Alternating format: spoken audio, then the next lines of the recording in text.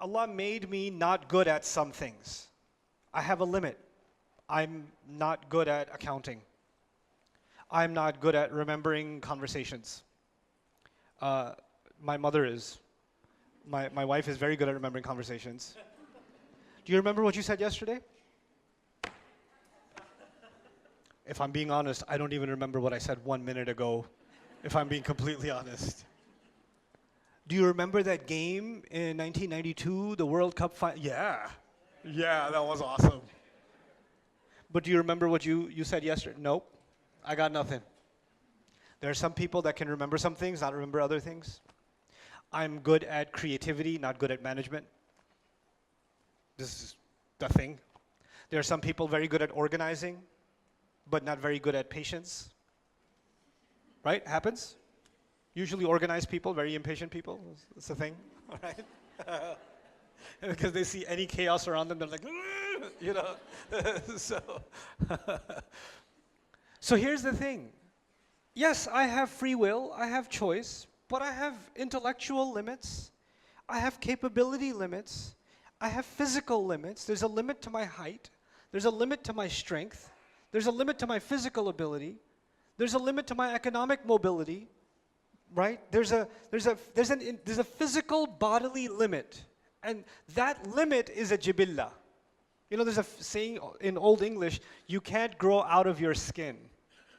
You know what that means? You're made a certain way, and you need to know what you're capable of, and you also need to know your limits, right? If you're not designed to swim, Allah created you like a rock, and so you just bloop, you know.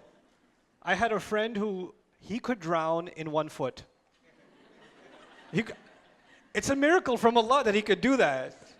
We went to this place, he went on a slide. It was a kid slide. It was a slide.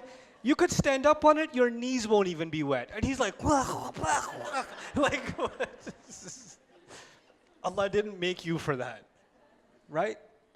So there's the limit placed within our genetic makeup. There's siblings, some siblings super genius, super creative, super academic, and the other one super athlete, but don't ask him to study. Allah made 2 different jibillah, you understand? So there is this body that Allah gave us, and this mind, these genetics that Allah gave us that are all different for all of us. The path that Allah chose, that He says He guided you to a path. The path He made was unique to you. And the path He made for me was unique to me. Based on my jibillah, physically, and outside of my jibillah, my environment. This is what psychology tells us. Human personality is made up of 2 things. It's made up of your genetics and it's made up of your environment. That's what modern psychology basically tells you, right? And Quran is also talking about how within that environment, like the hadith says, everybody was born on fitrah, parents make them Jews, Christians, and that's environment, isn't it? Right? So your environment and your genetics, within that, Allah gave you a path.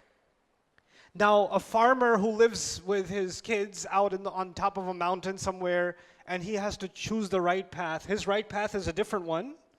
And the manager of a multi-million-dollar organization, he's a VP or something like that, his jibillah and his path is a different one. The choices he has to make or she has to make are different ones, you understand? And so each one of them was given the right directive to come back to Allah to do the right thing, and it was put inside of them. This is the jibillah from the body point of view. But then there's the grueling test and the ruh. The ruh itself, meaning there's my physical limits, but then there's my spiritual core inside. That spiritual core also exists inside me. It also has a voice. It also has a say. And it cannot be found in the study of psychology. It cannot be found in philosophy. You can't find it in those studies. But I know it exists because you just know it does. That's the sound, that's the thing inside you that feels something when you pray. That's the thing inside someone. Incidentally, I met a woman yesterday. Before coming here, I had a craving for a donut. Don't ask me. So I went to this mall, and I'm getting in line. There's a popular donut place. I won't tell you which one. And so I'm standing in line, and this lady behind me was with her 2 kids, and she said, "Are you?" And I was like, "Yeah." And she started crying her face off. I don't know the face because she was wearing a mask, but what I could see, crying.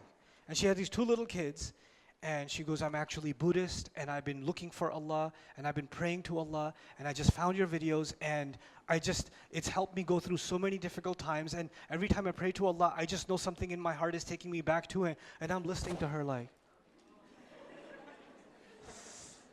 Inna hadaynahu sabil. Allah put something inside you, this ruh inside you, it knows where it came from.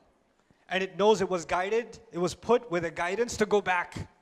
So it's always finding a way back. Inna hadaynahu sabil. So this is actually the test of the ruh itself. Ooh.